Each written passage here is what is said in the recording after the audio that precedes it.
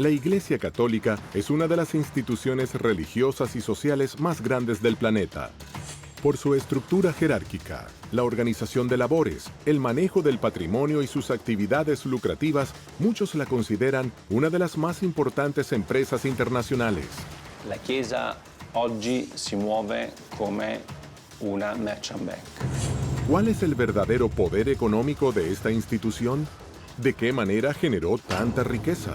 Nella Banca Vaticana sono stati riciclati i soldi della mafia.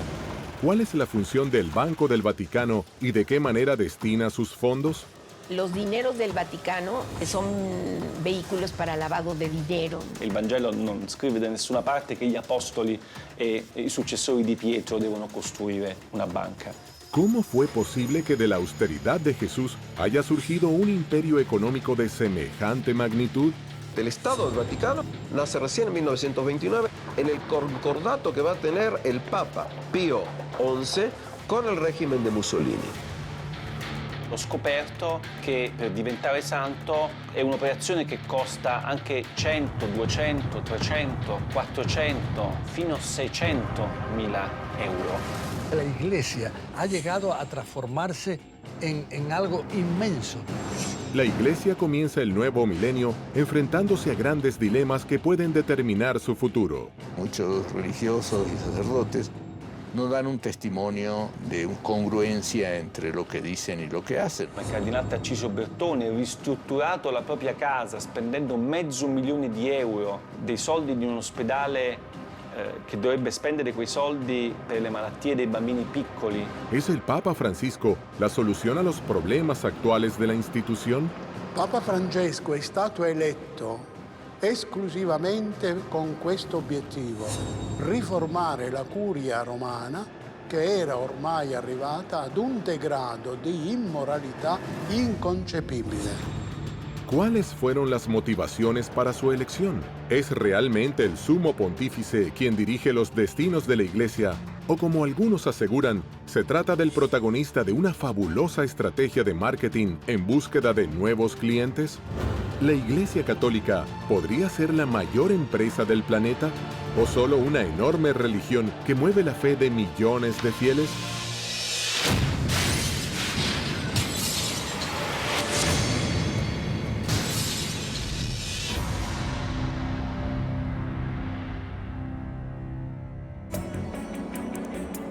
Las fuentes de riqueza e ingresos de dinero de la Iglesia son muchas y provienen de un amplio listado de formas recaudatorias. Limosnas, diezmos, primicias, pago de la administración de sacramentos, bautismos, casamientos, confirmaciones, extrema unción, herencias de particulares, rentas e inversiones, entre muchas otras. Distintas voces críticas aseguran que la Iglesia acumularía en oro el tesoro más grande del mundo. Il Vaticano ha una ricchezza che vale oggi intorno ai 15 miliardi di euro, che sono più di 16-17 miliardi di dollari americani. Ed è una ricchezza che viene divisa in una parte finanziaria e una ricchezza immobiliare. Il patrimonio immobiliare a Roma vale più di 4 miliardi di euro. Pero, ¿cómo y de qué forma nace esta institución y su riqueza? El papado que se va desarrollando desde los comienzos del cristianismo, del siglo I en adelante, sobre todo a partir del siglo VI, va a tener cada vez más y más riquezas a lo largo de la historia medieval. He aquí que en los siglos XIV y XV se calcula que entre un tercio y un cuarto de todas las tierras europeas pertenecen al papado. El papa que está en Roma tiene más territorio de lo que posee cualquiera de los reyes gobernantes en Europa en los siglos XIV y XV. ¿Qué motivo esgrime la Iglesia para defender y conservar los tesoros artísticos y culturales de incalculable valor que posee? La Iglesia tiene la responsabilidad de cuidar el patrimonio artístico y el patrimonio humano, porque son nuestras raíces. Es un tesoro que nadie nos puede arrebatar. Sería una pena que se perdiera por descuido. La Iglesia hace una gran labor de custodia del patrimonio artístico y cultural, en el que a menudo le faltan recursos para hacerlo, y es una pena que no siempre pueda mantener estas obras de arte como se lo merecen. Le carte dimostrano che il Vaticano ha proprietà immobiliari importanti anche in Inghilterra, a Londra per la precisione, a Bond Street, una delle vie più eleganti e quasi tutta del Vaticano, il negozio dove c'è Bulgari è di proprietà del Vaticano. ¿Cómo fue que el mensaje de unidad y austeridad del Creador, piedra fundacional de la religión católica, fue mutando a una iglesia con grandes sumas de dinero y lo que muchos consideran ostentación? Una de las preguntas es en qué medida las iglesias cristianas han llevado el concepto de la humildad determinado por Jesús. Un señor llamado Nietzsche, que en su libro El Anticristo, entre otras cosas, dice lo siguiente: en toda la historia de la humanidad hubo un solo cristiano, Cristo. Es decir, que si tú hablas de humildad, evidentemente el mensaje ese no ha sido tomado en cuenta. La Chiesa, per essere più umile, deve essere più povera. Anzi, deve essere povera. Deve avere uno spirito povero. Della prima beatitudine, beati i poveri in spirito, perché deve riconoscere e vivere che tutto quello che la Chiesa possiede è un patrimonium pauperum e deve essere messo a servizio dei poveri. Desde la antigua Roma comenzó el firme establecimiento de una institución que no pararía de sumar poder religioso, político y fundamentalmente económico.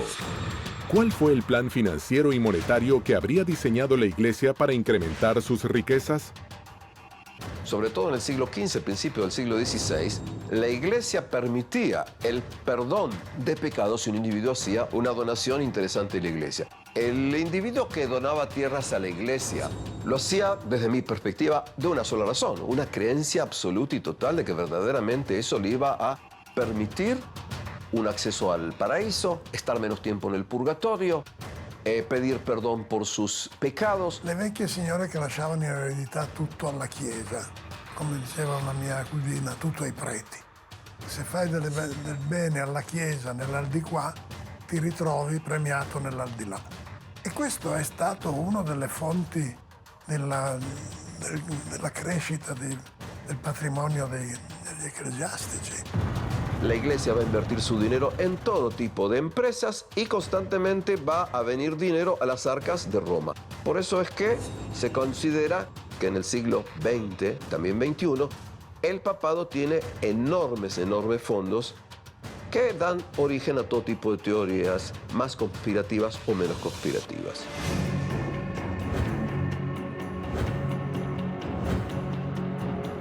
Con el transcurso del tiempo, el clero fue incorporando nuevas formas de recaudar dinero y bienes para la Iglesia. ¿Qué relación había entre la caridad y el pecado? ¿La purificación de las almas y el diezmo? ¿Por qué algunos afirman que esta pudo ser una nueva forma de ensanchar sus arcas? Las indulgencias llegan al extremo fin del siglo XV, principio del siglo XVI, cuando sobre todo el Papa Julio II quiere desarrollar y crear un gran edificio, lo que se va a llamar la Basílica de San Pedro. Para esa gran edificación se necesitaba muchísimo dinero.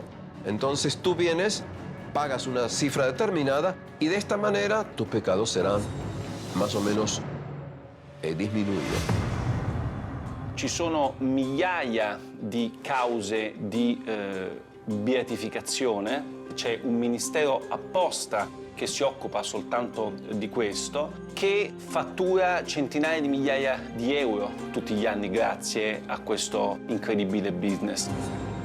El Papa Francisco no quiere solo ser bueno, sino que se vea que es bueno.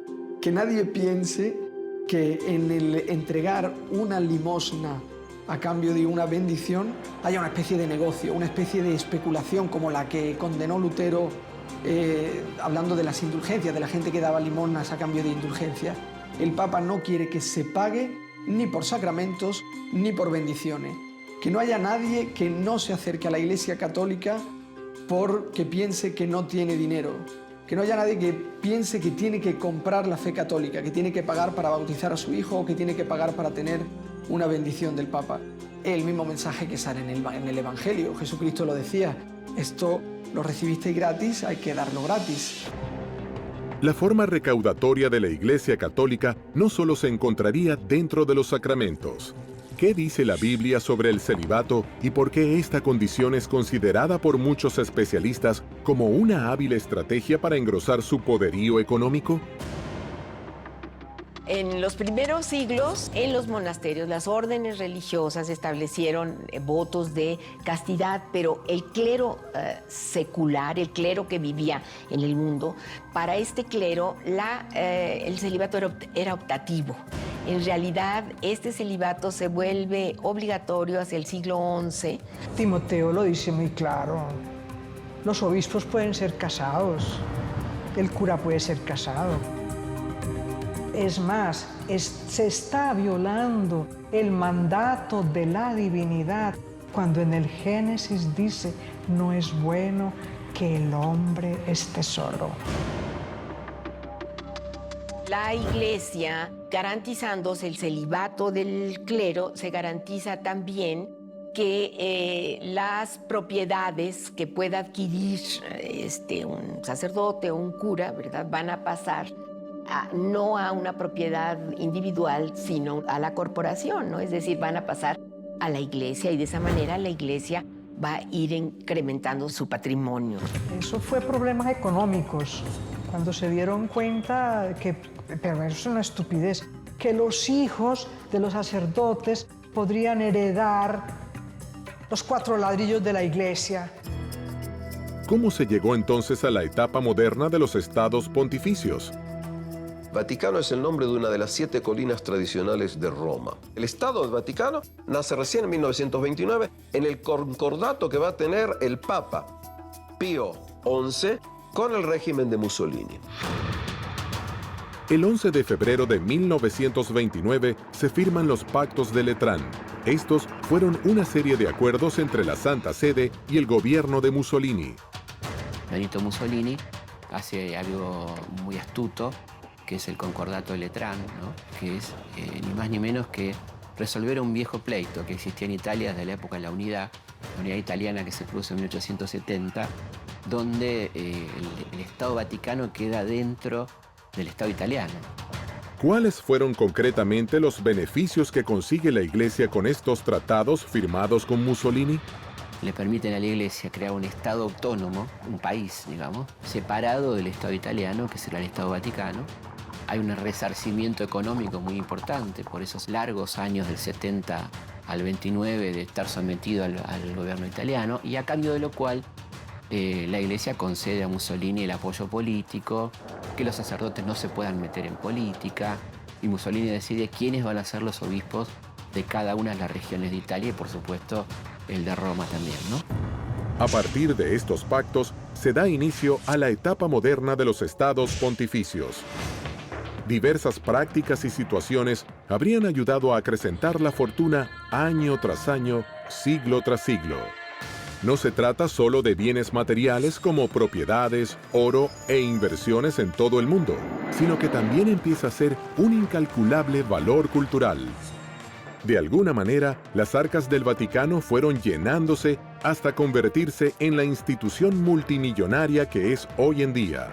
È impossibile valutare il patrimonio di tutta la Chiesa cattolica. È praticamente impossibile. Sicuramente parliamo di miliardi e miliardi di dollari. È impossibile saperlo perché nemmeno il Vaticano lo sa.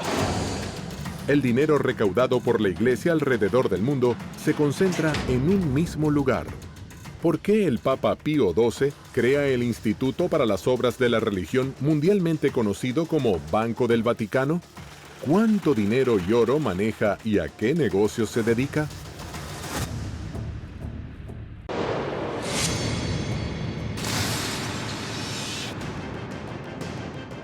La incalculable fortuna de la Iglesia Católica se mantuvo secreta entre fieles y autoridades eclesiásticas.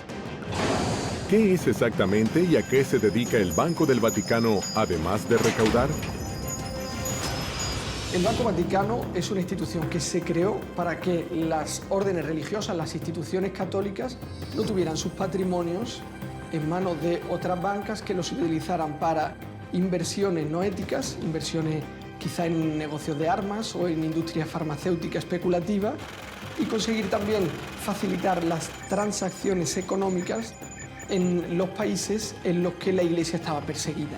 Non solo, il Vaticano ha moltissimi soldi che vengono fatti da donazioni, tipo l'obolo di San Pietro, o attraverso i guadagni che sono fatti dalla sua banca, i guadagni finanziari come lo IOR. Anche in questo caso questi soldi vengono gestiti in maniera secondo me piuttosto discutibile. L'obolo di San Pietro, per esempio, è una donazione che i fedeli di tutto il mondo fanno direttamente al Papa. ¿Qué beneficios económicos obtuvo la Iglesia Católica con el Banco del Vaticano como herramienta de inversión y recaudación? Los dineros del Vaticano están invertidos incluso en empresas donde a través de estos estudios y redes bancarios, ¿verdad?, se ven que son vehículos para lavado de dinero. Nella Banca Vaticana sono stati riciclati i soldi della mafia, come ha dimostrato il Tribunale di Roma.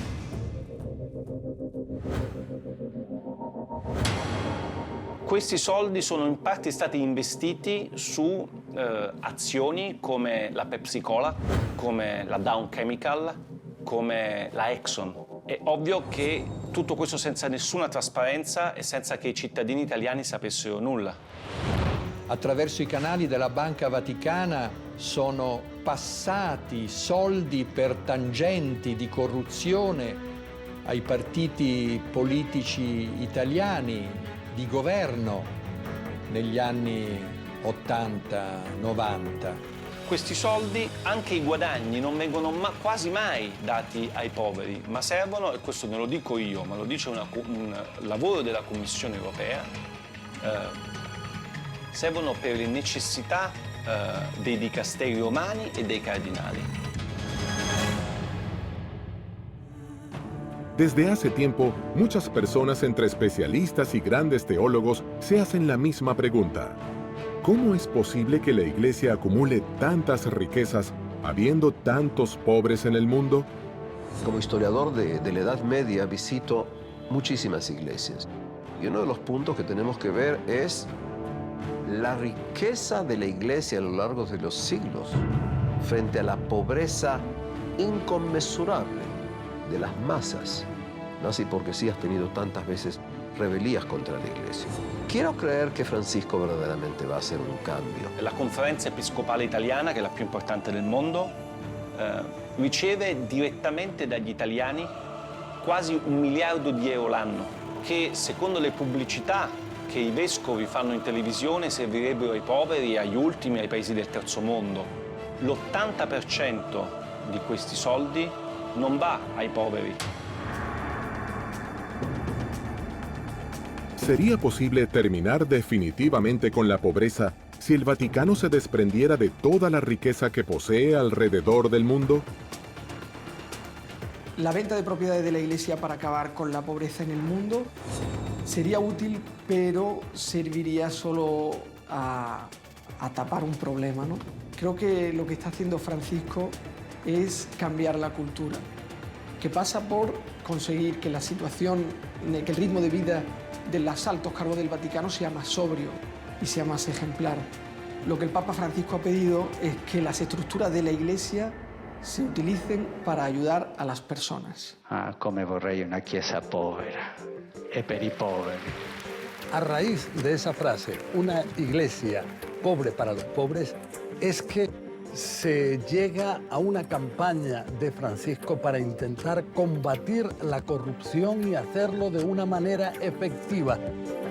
Secondo qualcuno che pensa che il Vangelo debba essere una sorta di guida, no? del Vaticano, e il Vangelo non scrive da nessuna parte che gli apostoli e i successori di Pietro devono costruire una banca. Hay que tener en cuenta que la Iglesia es un estamento que ha llegado a transformarse en algo inmenso y es muy difícil el poder controlar tantísimos grupos de influencia dentro de lo que es el Vaticano. Para algunos críticos y especialistas en la materia, la Iglesia Católica tiene un funcionamiento similar a una empresa multinacional. La Chiesa oggi si muove come una merchant bank. L'Istituto per le opere di religione è la banca del Vaticano e controlla ancora oggi tutto il patrimonio finanziario della Santa Sede. Il problema è che lo IOR nel corso dei decenni è finito in tantissimi scandali, perché all'interno dello IOR hanno riciclato denaro i mafiosi, hanno riciclato denaro politici, imprenditori, tutte persone che non avevano alcun diritto, secondo le leggi del Vaticano, di avere i soldi allo IOR. ¿Qué documentos salieron a la luz que pusieron en jaque a la cúpula de la Iglesia? El escándalo del Vatilix II puede ser el principio de las reformas que el Papa Francisco pretende para su Iglesia. El grado de diversificación de los ingresos y de los gastos vaticanos, lo que estaban viendo a través de su experiencia y de los Vatilix 1 y 2, mucha oscuridad, había que hacer una reforma a fondo.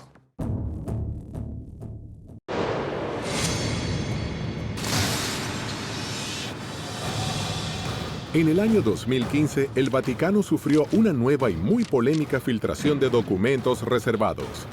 Este hecho fue bautizado como Vatilix II, en alusión a un escándalo similar ocurrido en 2012, cuando se expuso parte de la correspondencia del entonces Papa Benedicto XVI. Las nuevas filtraciones, a diferencia de aquellas, revelan todo tipo de irregolaridades en las finanzas del Vaticano. Il Vatilix 2 è stato lo scandalo del 2015, state parlando con uno dei protagonisti dello scandalo perché io ho pubblicato nel mio libro una serie di documenti che di carattere finanziario e economico che per la prima volta hanno raccontato la reale ricchezza del Vaticano e come questi soldi in Vaticano vengono gestiti, i soldi delle donazioni, i soldi che sono presenti all'APSA, gli immobili que el Vaticano controla. Los datos de la filtración Vatilix II eran interesantísimos porque era la diapositiva de la situación que se encontró el Papa Francisco antes de emprender la reforma. Esto es un tesoro.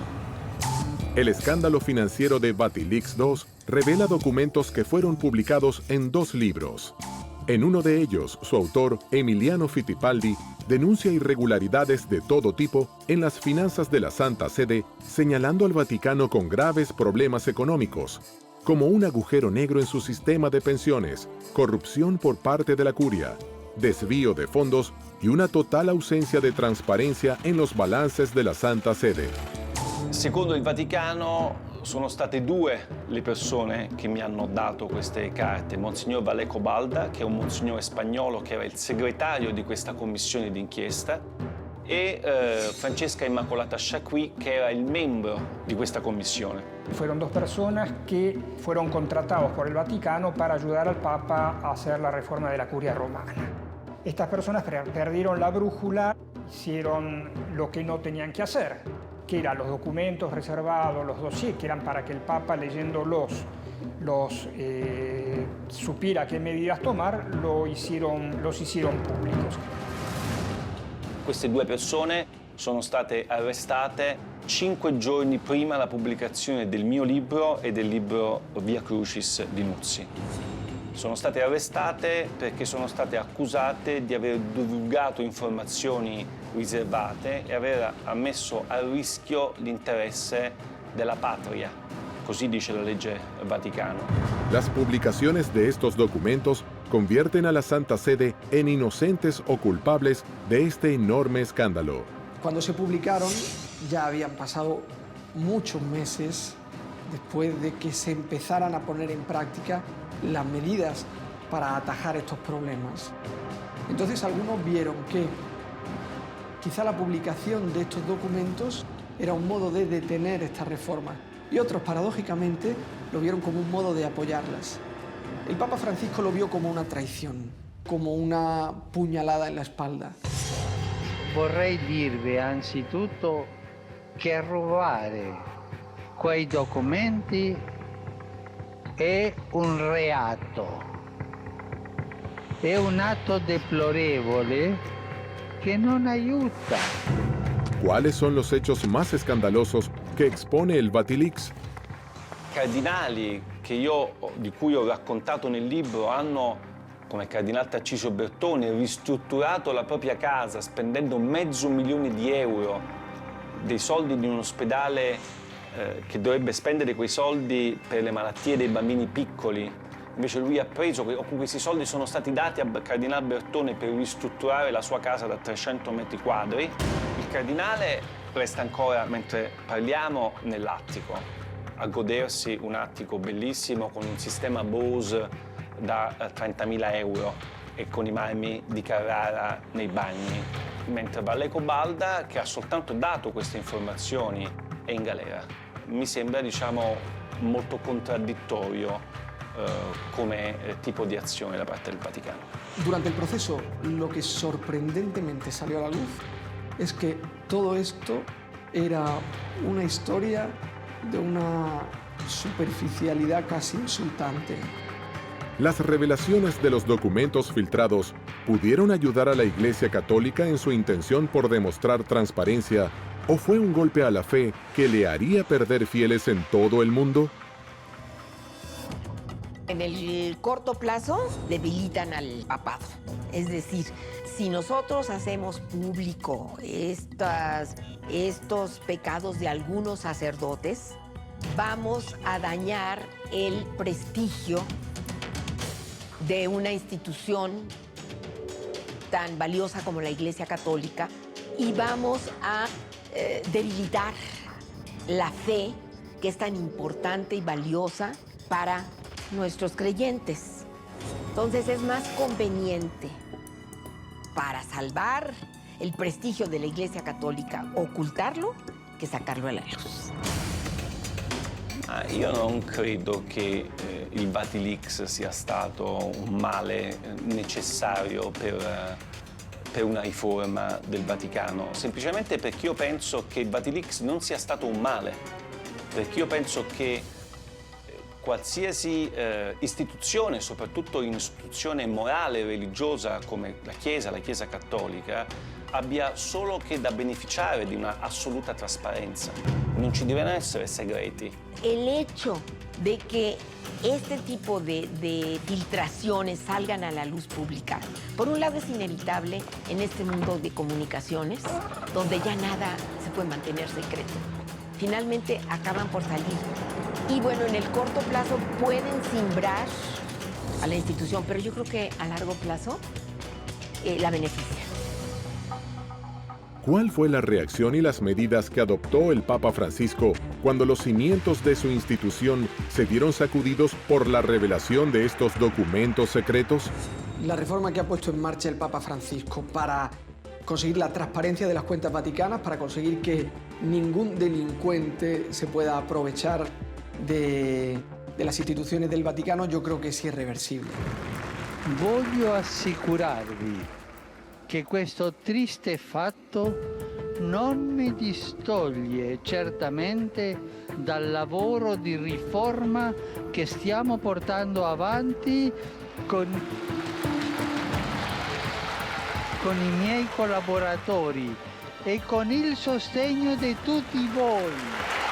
Entonces llega Francisco y dice, por ejemplo, que es importante dar lo que es la reestructuración de la Santa Sede, no tanto a la curia, sino a organismos externos que son los responsables de proponer cuáles pudieran ser los cambios. Yo creo que no hay modo de detener esta reforma. Los Vatilix II son al día de hoy una de las preocupaciones más importantes de la curia católica y un escándalo del que podría haber incluso más información esperando ver la luz.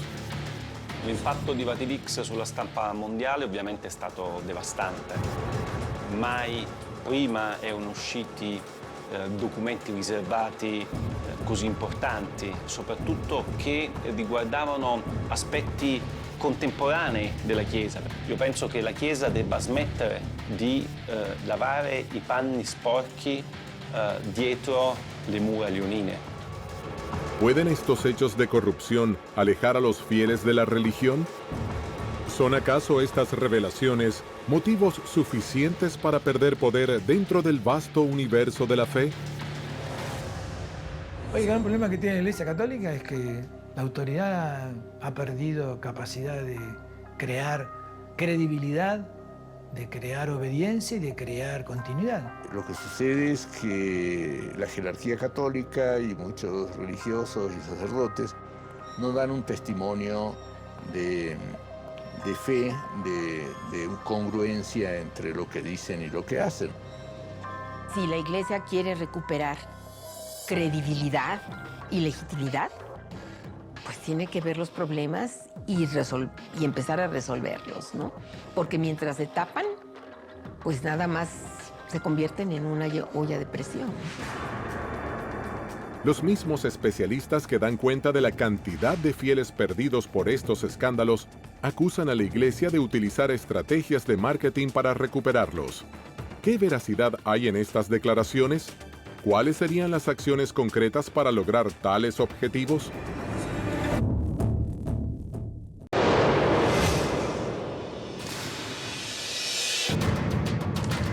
Las revelaciones de los documentos financieros de carácter secreto, conocidos como Vatilix II, no solo movieron los cimientos de la Iglesia Católica, sino que, según afirman especialistas y teólogos, también podrían haber alejado a muchos fieles alrededor del mundo.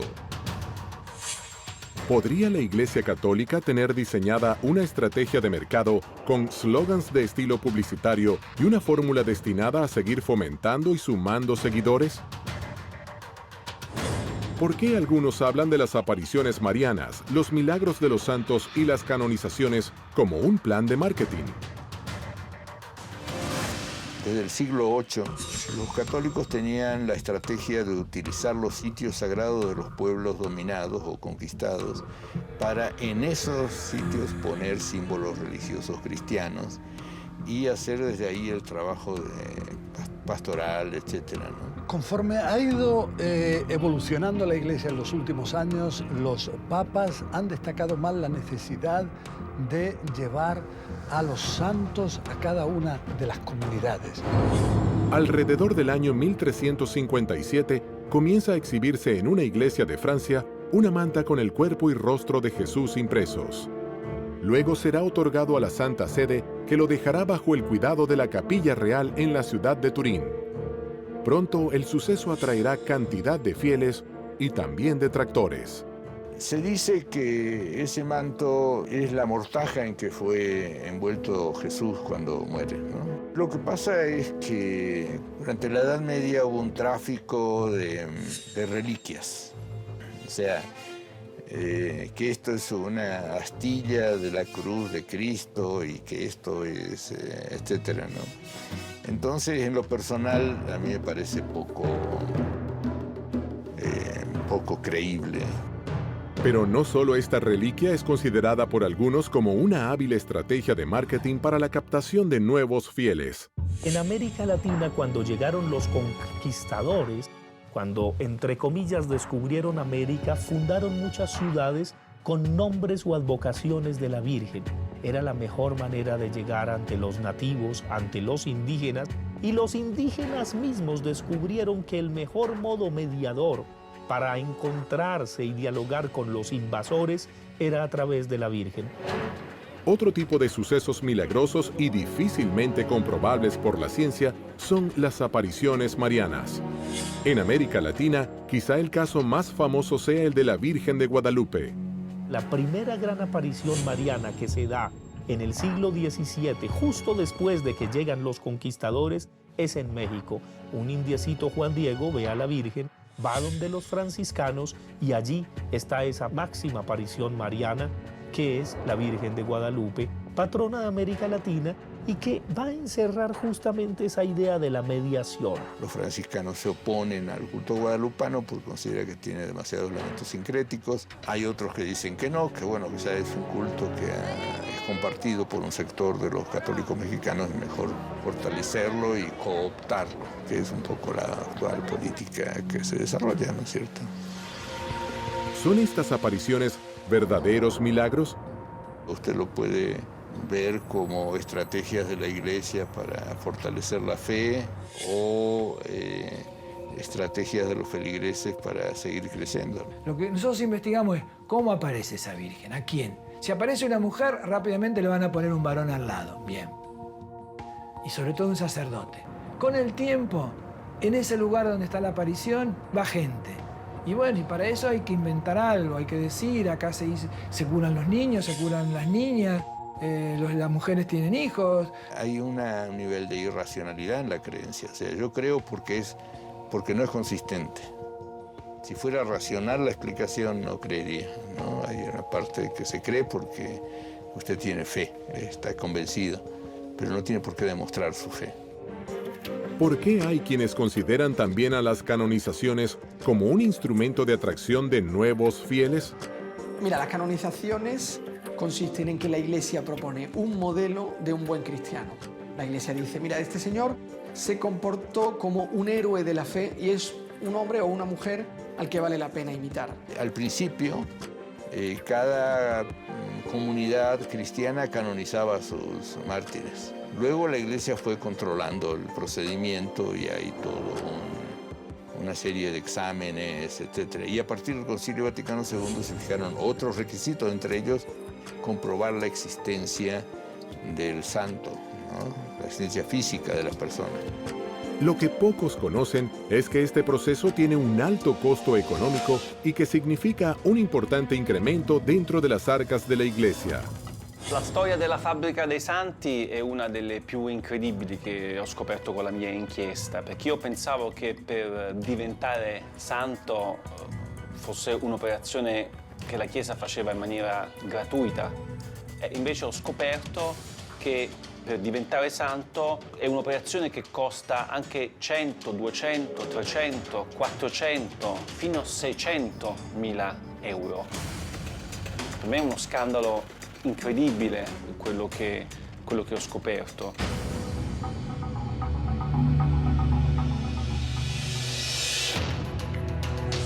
Reliquias de procedencia dudosa, apariciones milagrosas difíciles de comprobar y canonizaciones envueltas en maniobras económicas presentan controversia dividiendo a fieles y detractores.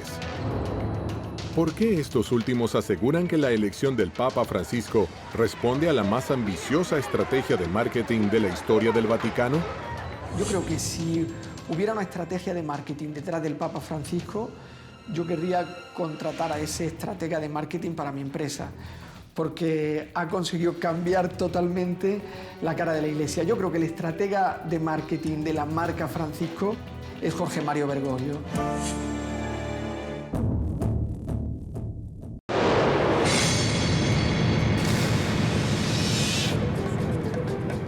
El mundo habla del Bergoglio Style. Roma y el Vaticano venden souvenirs en las calles y los medios de todo el mundo se refieren a la papamanía. ¿Podría la Iglesia estar gestando un cambio? Francisco renueva la comunicación utilizando redes sociales y modernizando de esa manera la forma de llegar a millones de fieles alrededor del mundo. Papa Francisco es un papa que comunica con tweets, que son mucho más eficaces, que llegan a muchas más personas y que ayudan a mucha más gente. Vivimos en un mundo que tiene una parte que es un mundo digital. Los fieles, desde el momento que los fieles son los seres humanos, en la medida que el mundo va hacia eso, también los fieles van hacia eso. La Iglesia en ese sentido caminó bastante hacia ese lado, se innovó mucho, seguramente seguirá innovando. Sabe ser coherente entre los distintos dispositivos. El mensaje que transmite con Twitter, que transmite con Facebook, que transmite con Instagram, es el mismo. Es un mensaje de ternura, es un mensaje que lleva a la acción, que lleva a mirar a las personas con otros ojos. Es un Papa 3.0. Entre marzo y diciembre de 2013, más de 2 millones de personas presenciaron las audiencias de los miércoles en la Plaza San Pedro, 4 veces más que las que convocaba Benedicto XVI en 2012. ¿Cuáles fueron los motivos por los que la Iglesia se decide por primera vez en su larguísima historia a elegir un papa con el perfil de Francisco para conducir los destinos de miles de millones de fieles alrededor del mundo? Papa Francesco è stato eletto esclusivamente con questo obiettivo: riformare la curia romana, che era ormai arrivata ad un degrado di immoralità inconcepibile. El camino, pienso, de Francisco está empedrado.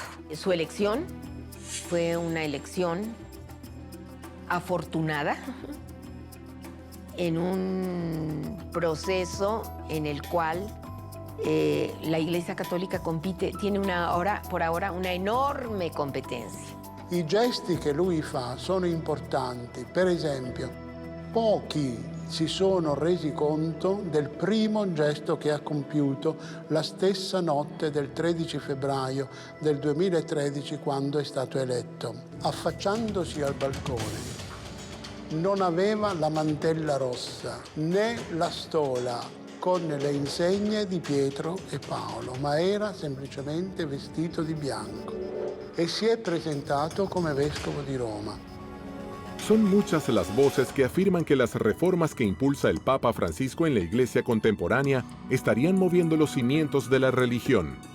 Respingano inoltre modelli economici disumani che creano nuove forme di povertà ed emarginano i lavoratori e la cultura della morte che svaluta l'immagine di Dio, il Dio della vita, e viola la dignità di ogni uomo, donna e bambino. El Papa Francisco destaca constantemente la necesidad de combatir la corrupción. Él dice que esto es algo que finalmente lleva al infierno.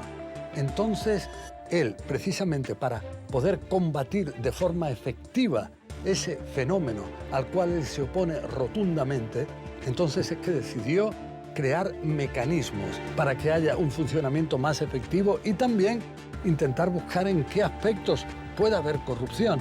La corrupción es algo a lo que él se opone rotundamente. Las declaraciones y gestos de Francisco dan vuelta al mundo en noticieros, diarios e internet.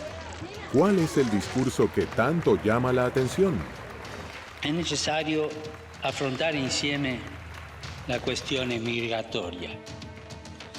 Non si può tollerare che il mar Mediterraneo diventi un grande cimitero. El Papa Francisco, desde que fue elegido Papa, consiguió afianzarse como una especie de conciencia de la humanidad. Para mí, como cristiano, la revolución que está emprendiendo el Papa Francisco me ha cambiado el modo de mirar a las personas. La Chiesa povera e per i poveri di cui parla Francesco sia ancora molto lontana dal diventare realtà. La Chiesa è ancora molto ricca, i cardinali sono ancora molto ricchi, lui è l'unico che vive in 20 metri quadri, tutti gli altri continuano a vivere in 300, 400, 500 metri quadri. C'è gente che dice che Francesco è solo un predicatore che fa solamente dell'apostolato, ma Francesco è un papa che governa.